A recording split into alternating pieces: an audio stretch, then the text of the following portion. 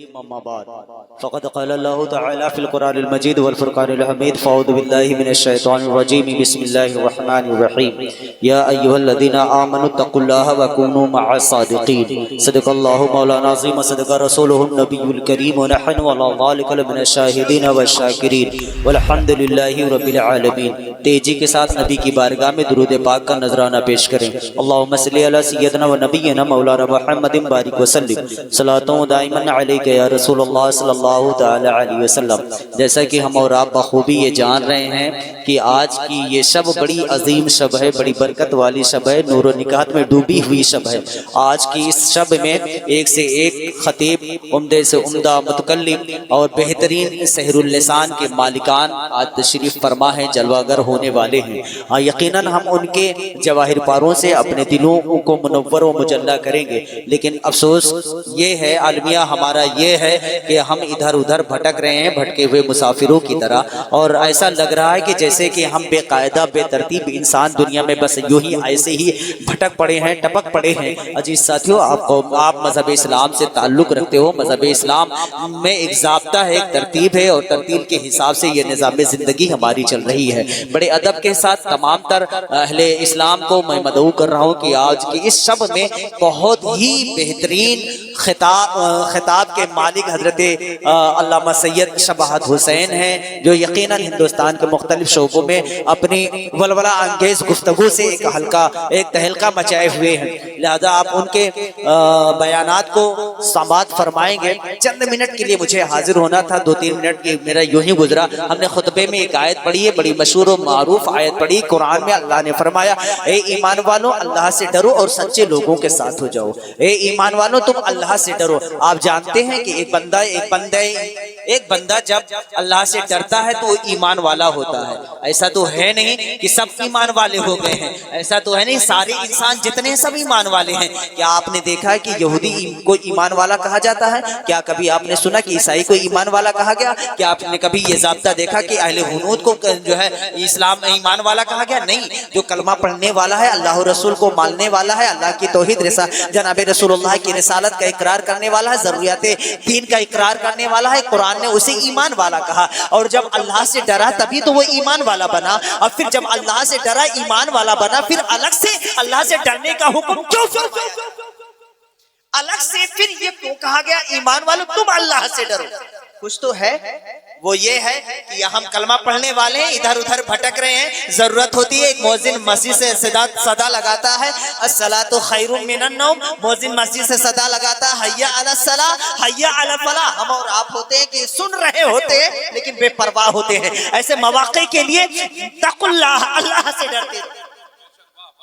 اے ایمان والو اللہ سے ڈرتے رہو، یعنی جب اللہ رسول کے لیے تمہیں بلایا جائے بلا خوف و خطر آگے بڑھ پڑو۔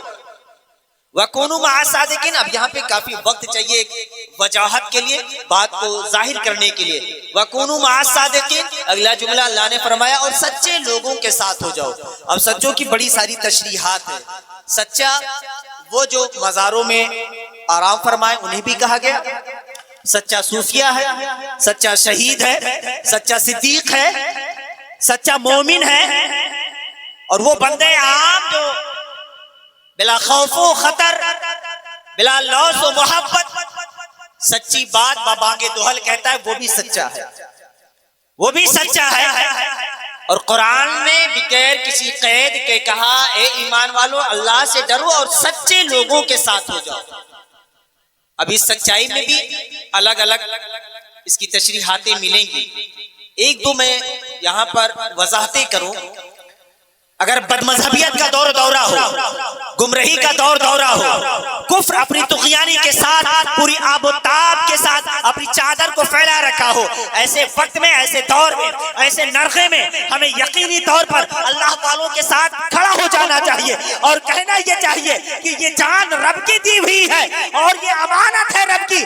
اللہ نے جب تک چاہا ہمارے پاس ہے اور جب چاہے گا یہ اس کے پاس ہوگی، لیکن ہم سچوں کے ساتھ اعلی کلمت الحق کے لیے سچوں کے ساتھ کھڑا ہو جانا چاہیے۔ ایک سچے تو وہ ہے، لیکن آج تو چونکہ کربلا کی طرح تو میدان سجا نہیں ہے، یا پھر اور ایسے مارکا سجا نہیں ہے کہ وہاں پر آپ کو اپنی جانوں کا نذرانہ دینا ہے.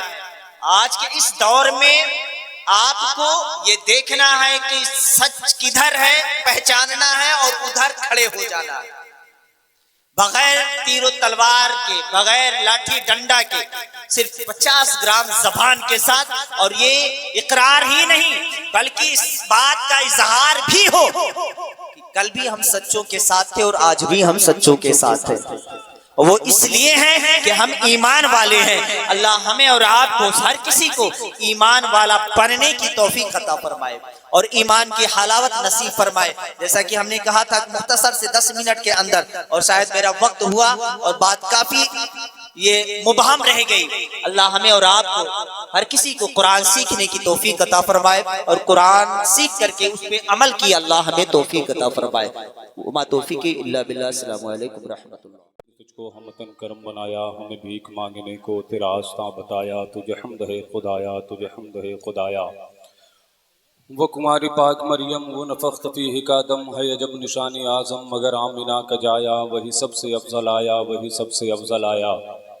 طلع البدر علینا من ثنیات الوداع وجب الشکر علینا ما دعا للہ داعی. بلغ العلا بکمالہ کشف الدجا بجمالہ حسنت جمیع خصالہ صلو علیہ وآلہ. اور میرے امام نے فرمایا کہ واہ کیا مرتبہ ہے غوث بالا تیرا، اونچے اونچوں کے سروں سے ہے قدم اعلیٰ تیرا. سر بھلا کیا کوئی جانے کہ ہے کیسا تیرا، اولیاء ملتے ہیں آ کے وہ ہے طلبہ تیرا. کیا دبے جس پہ حمایت کا ہو پنجہ تیرا، شیر کو خطرے میں لاتا نہیں کتا تیرا.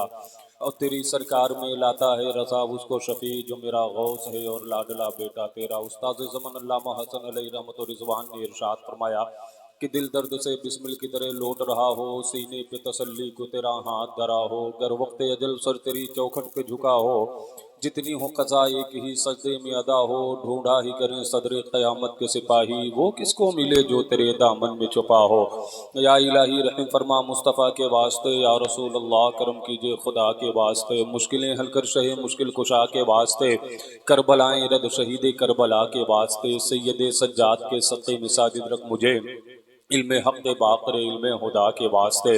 واسطہ مرشد ویسے مصطفیٰ کا اے خدا، ملتجی ہوں تجھ سے میں عفو خطا کے واسطے. کر ویسے جذب ایمان صاحب صدق و یقین، مرشدی سید ویسے مصطفیٰ کے واسطے، مرشدی سید ویسے مصطفیٰ کے واسطے. اور میرے امام نے فرمایا کہ طلب کا منہ تو کس قابل ہے یا غوث، مگر تیرا کرم کامل ہے یا غوث. دہائی یا محی الدین دہائی، بلا اسلام پہ نازل ہے یا غوث، بلا اسلام پہ نازل ہے یا غوث. حضرات، بڑی خوشی کی بات یہ ہے کہ آپ حضرات نے جتنے بھی نام اشتہار کے ذریعے پڑھا اور الاؤنس کے ذریعے سنا، وہ ساری کی ساری عظیم المرتبہ شخصیتیں اپنے مصروفیات کو بالائے طاق رکھ کر کے آج کے اس عظیم الشان جشن عید میلاد النبی صلی اللہ تعالی علیہ وسلم